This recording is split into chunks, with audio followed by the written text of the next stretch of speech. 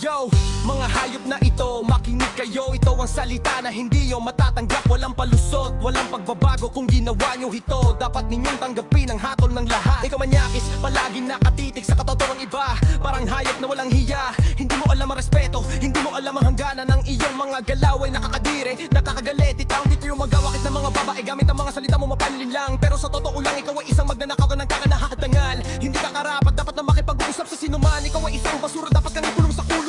Yo, manakis ka, rapis ka, hayop ka talaga. Ang iyong mga ginawa ay hindi mapapatawad ng sinuman. Yo, manakis ka, rapis ka, walang karapatang mabuhay. Dapat kang parusahan, dapat kang mawala sa mundo. Yo, huwag kang magtangkang magtago, alam ng lahat ang iyong kasalanan. Ikaw ay isang kriminal, hindi ka karapat dapat sa away. Yo, manyakis ka, rapis ka, ito ang iyong kahinatnan. Walang makakapligtas sa iyo, dahil ikaw ay isang hayop. Ikaw na rapist, ikaw ay pinakamasamang uri ng tao. Hindi mo pinahahalagahan ang karapatan ng iba. Ikaw ay gumagamit ng puwersa, ikaw ay gumagamit ng takot para makuha mo ang gusto mo kahit na ikaw ay nabag sa batas at konsensya. Ang iyong mga biktima ay nagdurusa ng matagal na panahon. Ang kanilang mga damdamin ay nasira, kanilang buhay ay nagbago dahil sa iyo. Hindi ka makakapakalimutan ng kanilang mga alaala. Dapat kang bayaran ang lahat ng kasalanang iyo ginawa. Yo, manyakis ka, rapis ka, hayop ka talaga.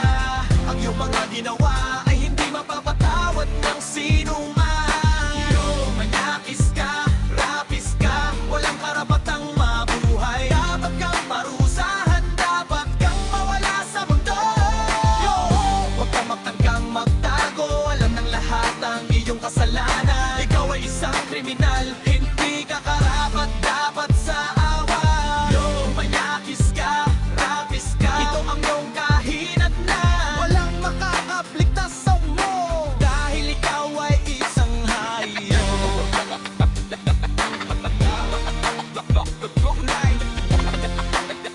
Ang huli, pagtapos na aking salita, kung ikaw ay isa sa kanila, dapat kang magsisi ng lubusan. Ang paggalang sa kapwa ay dapat na palaging tandaan. Kung hindi, ikaw ay magiging basura sa mata ng lahat. Yo, manyakis, rapis, huwag nang ulitin pa ang mga ginawa nyo, dahil ang hustisya ay darating, hindi kayo makakatakas pa.